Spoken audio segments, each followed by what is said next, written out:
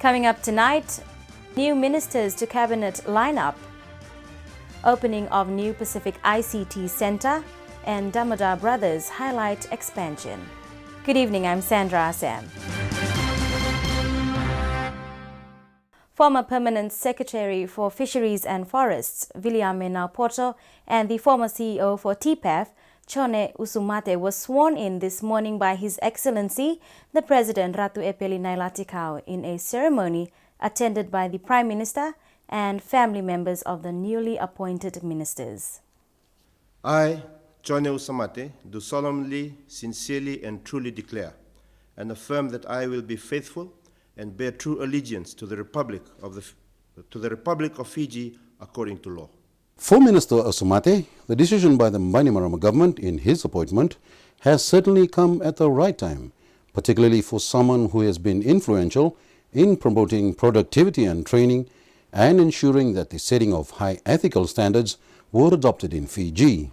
After being initially replaced as the CEO for the Training and Productivity Authority of Fiji, or TPAF, this appointment will surely receive the support of many who have benefited from Minister Usumate's many years of experience.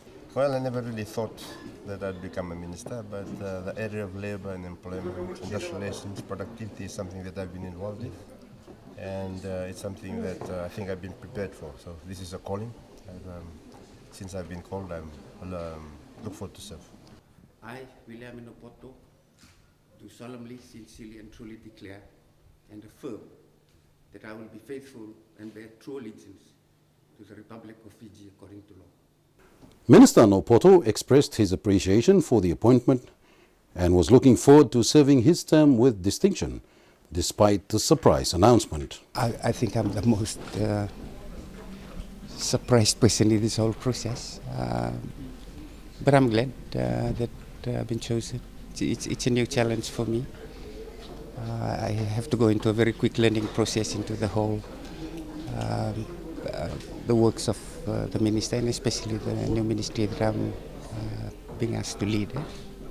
With the broad objectives of the Ministry of Labour being to cover all activities in the elaboration, implementation, control and evaluation of policies on labour relations, labour and safety standards and employment, Minister Usumate believes that his invaluable experience in training and productivity will assist him in his new role as minister.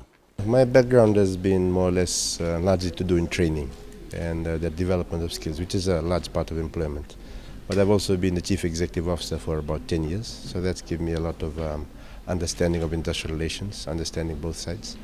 I've also been a union president in the past, so I think I have some things that should help me understand this job and hopefully do something for the betterment of Fiji. Minister Nopoto is looking forward to his new role, together with the challenges that come with it, in view of the general elections in 2014.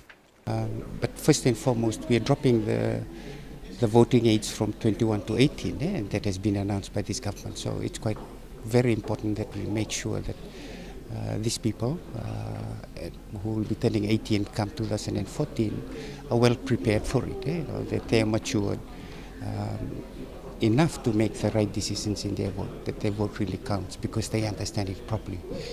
But youth, I come back from my previous job was leading to resource-based sectors, fisheries and forests.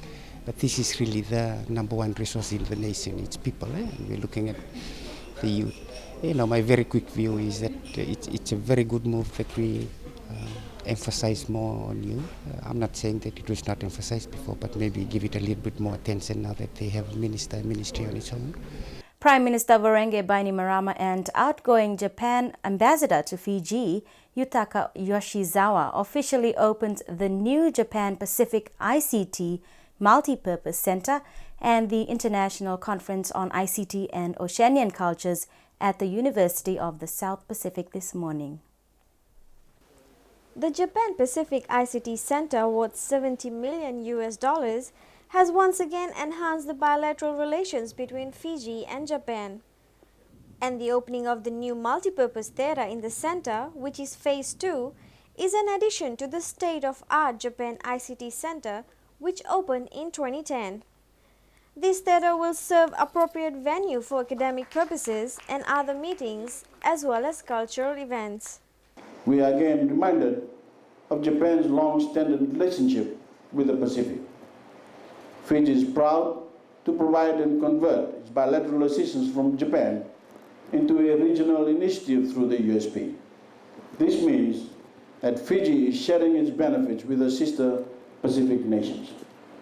It is with deepest gratitude and sincere appreciation that I acknowledge the generous financial support of the government of Japan and our people for this magnificent gift.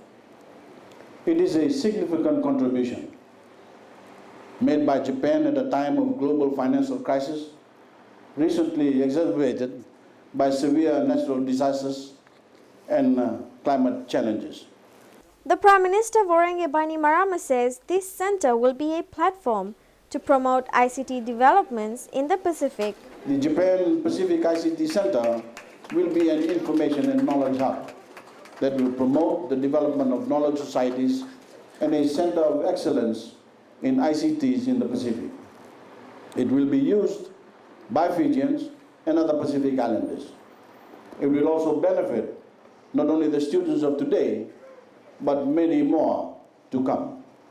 It will also help to overcome the tyranny of distances and isolation. Bainimarama stressed that the Fijian government will work closely with the USP to assist the Pacific Island countries. USP has been able to take advantage of the opportunities available in Fiji. It also accesses the services provided through the Southern Cross fiber optic cables which lands in Fiji. Ladies and gentlemen, the Fijian government is the largest contributor to USP with a direct annual grant of $36 million. Given Fiji's hub status, Fijian expertise in this area and the existence of facilities such as this, the Fijian government stands willing to assist and work with the Pacific Island countries. The International Conference on ICT and Oceania Cultures is also underway at the center. Damodar Brothers CEO Div Damodar says completion to works carried on the Damodar Sports City Complex in Lodhala will be completed this year, and with the opening expected at the end of the year. This was confirmed to Fiji News this morning. We have been very fortunate with Fiji, and Damodar City has come to a stage where it's going to change and revolutionize sewage, public Fiji's shopping experience. Plans are also underway for Damodar's expansion to the Western and Northern Division. Damodar says a major announcement will be made in 2 weeks' time, with already 8 to 12 tenants who will be announced. We also got expansion plans for the West, and two other projects we'll be announcing in the process. 2 hardware companies donated construction materials to assist in the rebuilding of the 2 school dormitories that were burnt to the ground at Levuka. In receiving the assistance, Commissioner Eastern Netani Rika thanked the hardware companies for their hindsight towards promoting development in Fiji's education. 2 hardware companies have come forward to assist government in the reconstruction work of Levuka Public School. These include building materials, kitchenware and other materials for the 2 dormitories that were burnt to the ground last week. The corrugated iron and timbered dormitory was completely destroyed by fire while the students were at Nassau Park for their inter-house meet. Receiving the donation, the Commissioner Eastern Netani Rika conveyed government's appreciation to the companies for their timely assistance. I'm grateful for the donation given by the RC Manubai Hardware for the call of assisting our school in Levuka, the LPS school that were gone. The fire was on fire last Thursday, and we seek assistance from our hardwares to assist us. So we gave them the list that were needed in the school, and they were forthcoming.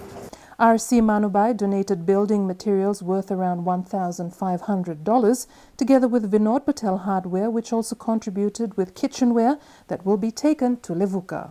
And our company is so happy that they came up with this request.